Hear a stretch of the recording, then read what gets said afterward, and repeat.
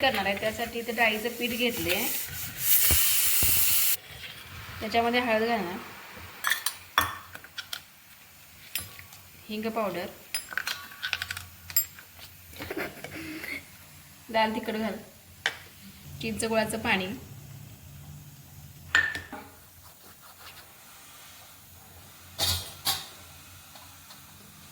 तीळ,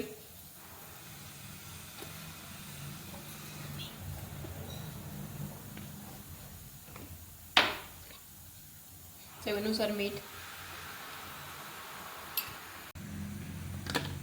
तर आम्हीच कसं नाही माझं पण बघत असतो मग अशी तूच नाही म्हणजे बरोबर. मग हे पीठ आता असं अशा प्रकारे पानाने उलटं पाणी करायचे, पानांना असं लिहून घ्यायचं. हिरव्या मिरची ठेचा घातला तरी पण चालतंय, पण मी लाल तिखट घातले.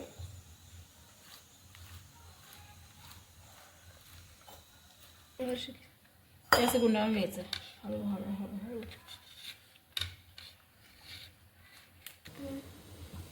स्टीमरमध्ये पाणी उकळून घेतले, त्याच्यामध्ये ठेवून घेऊया. खूप थोडं टाकतं. पहा आता असं लावून घ्यायचं आहे सर्व मिश्रण आणि अशा प्रकारे दुमडून घ्यायचं आहे. स्टीमरमध्ये ठेवून घ्यायचं. पाणी उकळून घ्यायला इथे ठेवलेलं आहे. आता हे तळून घेतलेलं आहे.